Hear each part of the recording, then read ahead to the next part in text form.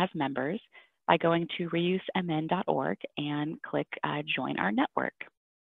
With that, I will turn it over first to Priscilla from Eureka Recycling. She's going to take us through the Zero Waste Act. Thank you, Priscilla. Hey, thank you. Just to clarify, you guys can hear me all right? We can hear you. Great, awesome, thank you. Hey everyone, my name is Priscilla Via-Watt. I am the Policy and Advocacy Manager at Eureka Recycling. And I'm here to talk a little bit about the Minnesota version of the Zero Waste Act. Next slide, please. Thanks. So the Minnesota Zero Waste Act is very much based on the Federal Zero Waste Act that Representative Ilhan Omar introduced in July of last year. So I'm going to go ahead and talk about the framework for the federal act, as the state act is very much, like I said, based on the language that is in there.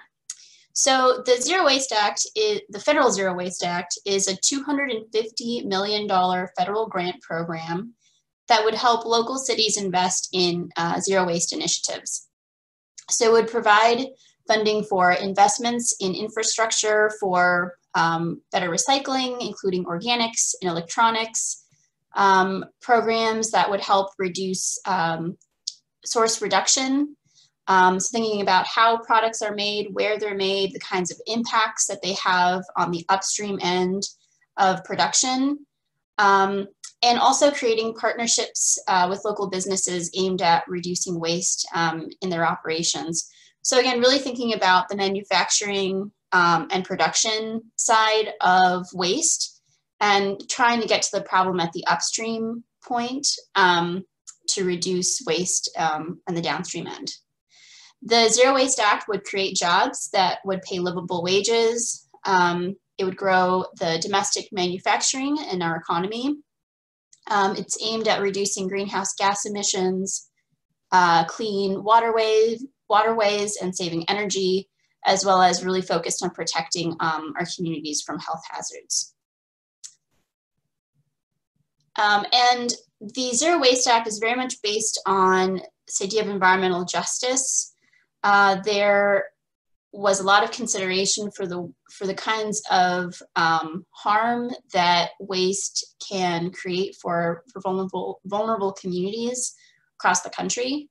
And one of the examples that I wanted to provide is that landfills, are responsible for 18% of all methane emissions. And when we consider where landfills are and where incinerators are located, they're typically placed in low-income areas or near communities of color and indigenous lands.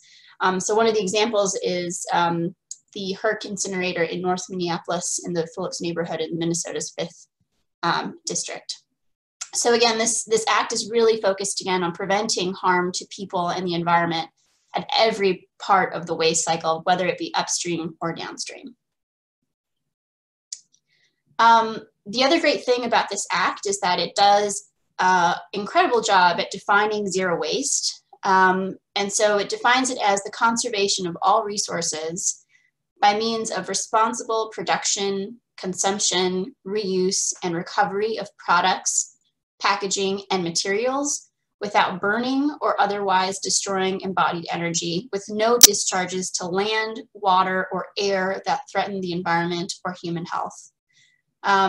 So again, this bill is all about source reduction, and it's very clear about naming the fact that recycling is not to include waste energy or any mechanisms that would harm people and the environment.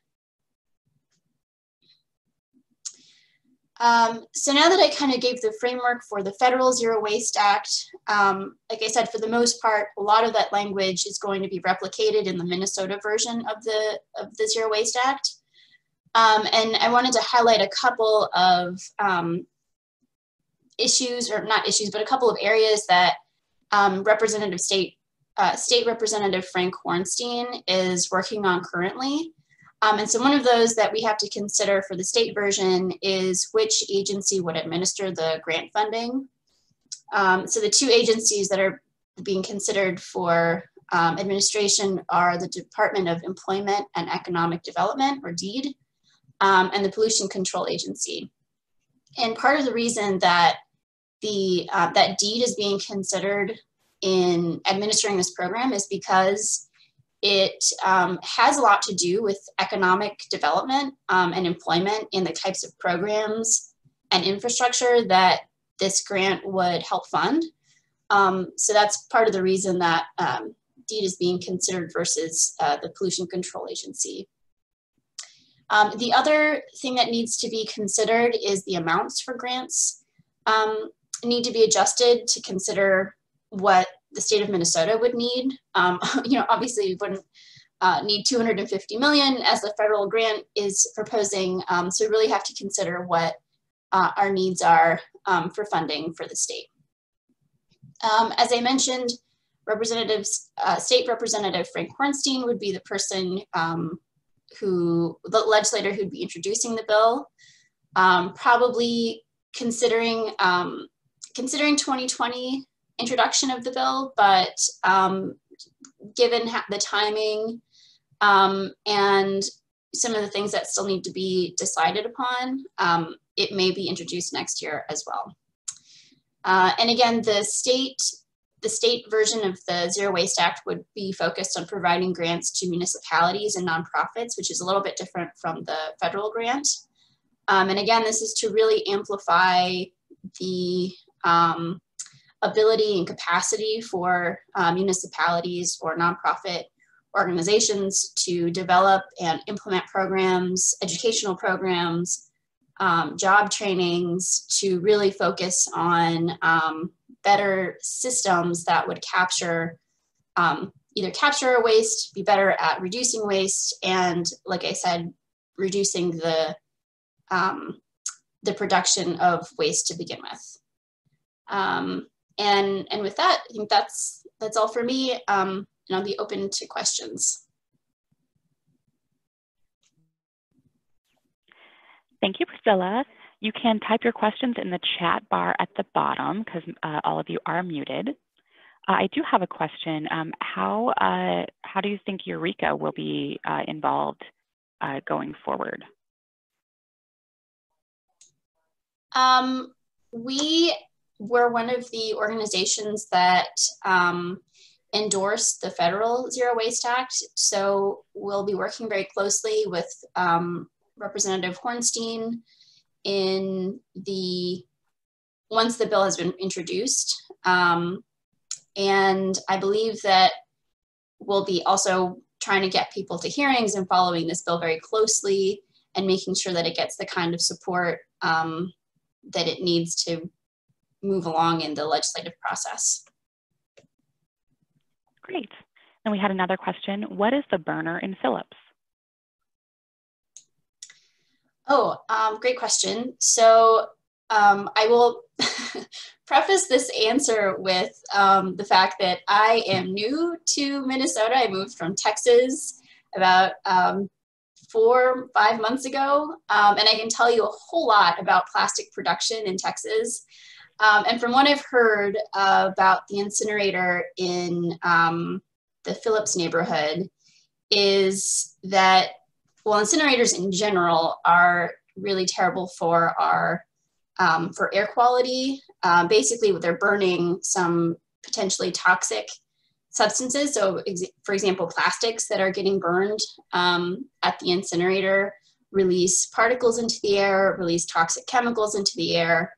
And particularly the one in the North Phillips neighborhood is located in a place where the communities are predominantly people of color, and as well as low-income communities. So it's a huge environmental justice issue, and something that I know a lot of our partners are working on and are really focused on addressing as alternatives to incineration. Thank you. And yes, the incinerator is in North Minneapolis, but as Kelly on our call here, who is the city recycling coordinator, she says that the original incinerator location was at the city's South Transfer Station, which would be in the Phillips area neighborhood. So that might have been where you got that Phillips information? As someone who's only been here a short time, you answered that wonderfully. Thanks. And actually, a lot of that language, the language is in the Federal Zero Waste Act, particularly about that and how the creation of the Federal Zero Waste Act was the considerations that were taken into account when drafting that, that bill.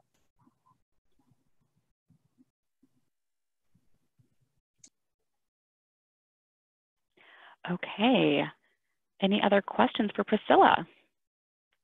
I'm not seeing any right now, but you can definitely keep asking questions and we can ask more of Priscilla after our next presenter.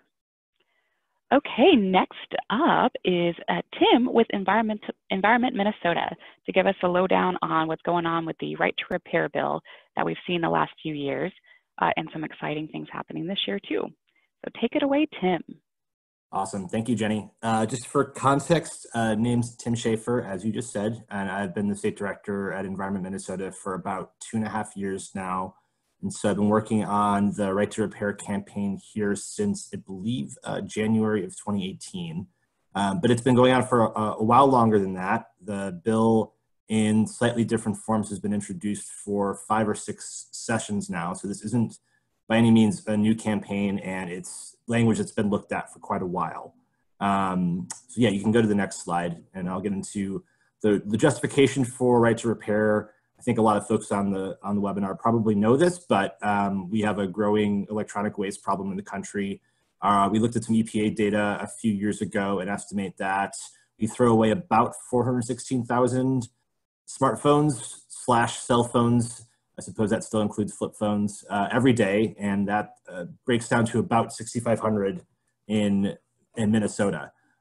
So this is a problem not just because it's wasteful and is economically not ideal, but also it's a problem for folks like Eureka.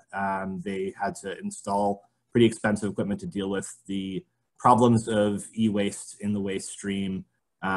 You'll hear some talk from opponents of Right to Repair about the batteries in smartphones blowing up if you try to fix them. In fact, they're more likely to blow up when they're being processed because they're being shredded. So the more we can keep things working, the better. I think that's something that we all can kind of get on board with. But what we're dealing with in Right to Repair is trying to confront some of the unnecessary barriers to repair. You can go to the next slide. And this is just highlighting something that Priscilla just alluded to, that we do a pretty good job of recycling and composting in Minnesota, but ultimately those are never going to be a complete part of the solution. And that, to be clear, neither is repair. It's just a super important part of the solution. The more things we can keep working, the less we have to deal with pushing them to our recyclers and wasting them and losing the economic benefit that comes from a working device. And so my big point with that slide is that we're never going to get to 100% recycling rate. It's very unlikely. And so the best thing we can do is to reduce the things that we're putting into the waste stream. The other side of this, and we've struggled to find really precise numbers on this, so we've had to do a lot of estimating and modeling. But we estimate that repair could reduce the amount of electronics that are shredded by 23%, creating something like 250,000 jobs nationwide. We think that breaks down to 10 or 20,000 in Minnesota. A lot of that is estimated through trade organizations, through talking to businesses that have a repair component, and just asking them, if you had the things you need to fix more things, would, how many more jobs would you be able to create? And so that's the number we're at.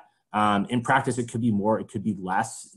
To some extent, it's a matter of doing the right thing and of fairness. You should be able to fix things, and there shouldn't be these unfair barriers to it. But we believe there will also be a pretty substantial economic benefit too. You can go to the next slide.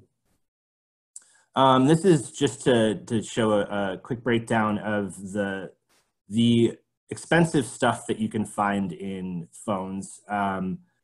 And when I say expensive, I don't just mean in terms of the value per pound or per ton, but also in the expense it costs our environment.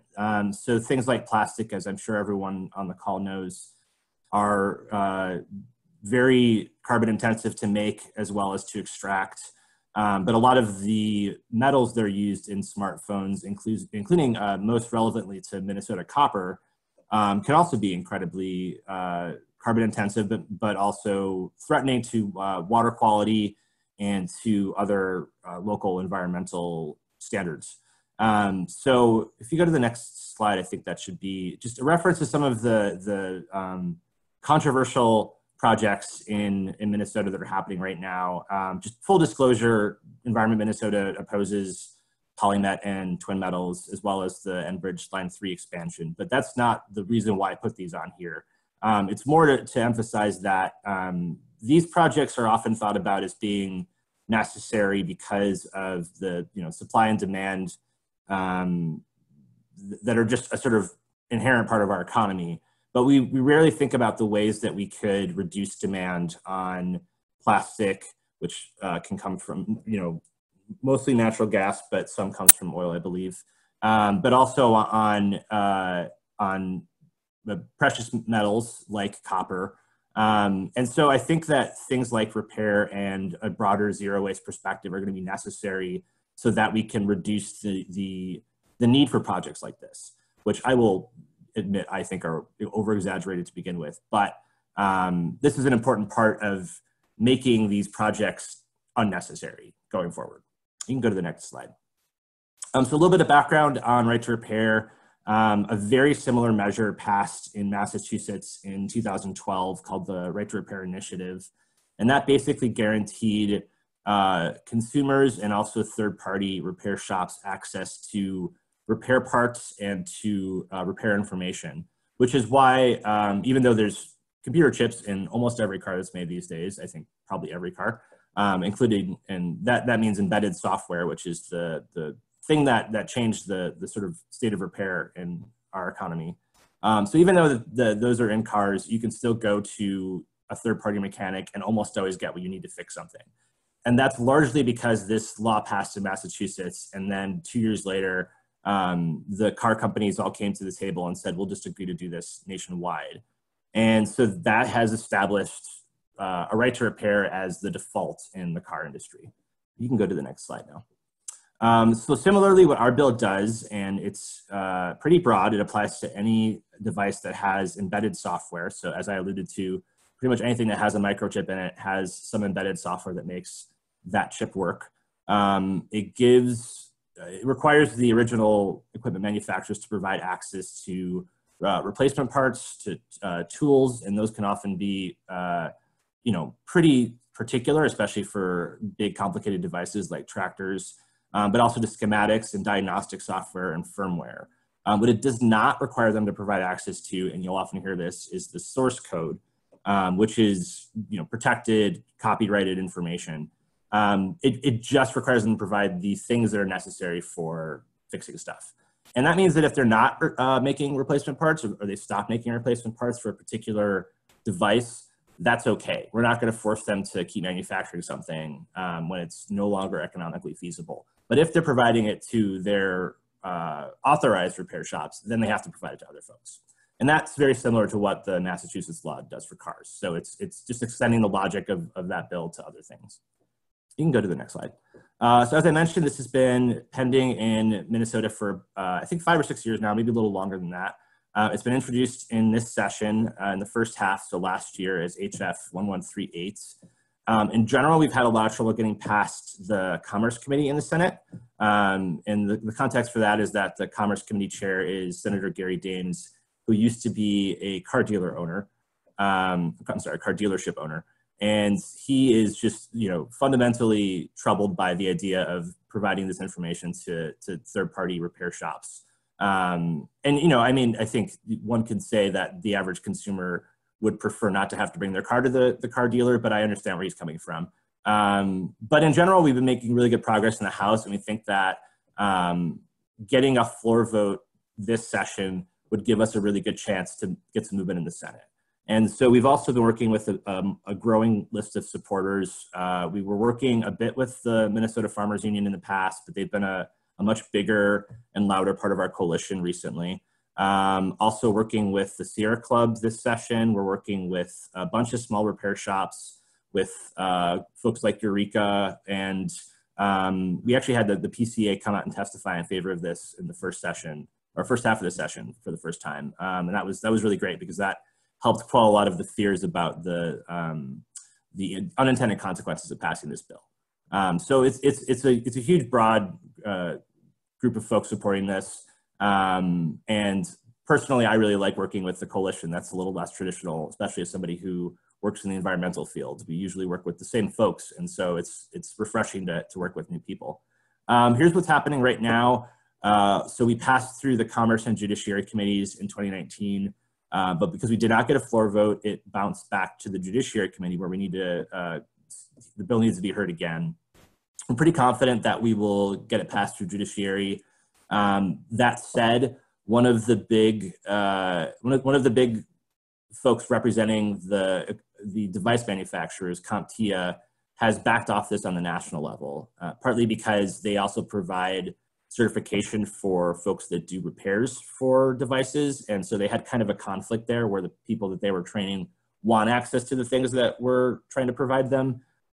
And then CompTIA was fighting against that. So they've become neutral on this, which is a huge deal.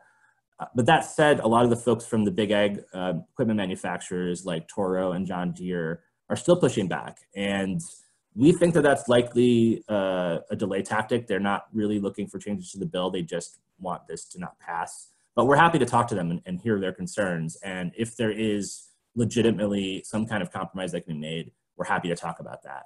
That said, we're going to keep pushing for this the way it's worded, and we want it to be as transformative as possible. There's no reason why this shouldn't apply to tractors the same way it applies to phones. I think we should, trust people to fix things, especially people like farmers who need things working to break even during the harvest. And that said, the other thing that's worth knowing is that the National Farm Bureau, which represents a lot of the big farmers, especially folks like corn and soybean growers, they're considering some kind of agreement. From what we understand, though, it's not what we would agree to. So we're probably going to keep pushing for this regardless. And as always, because we're trying to get this through the House committee process and back to the floor, we just need more pressure on decision makers, even the folks we've worked with in the past, to get this passed so that it's an actual priority for both the DFL and eventually the Republican Party too. You can go to the next slide.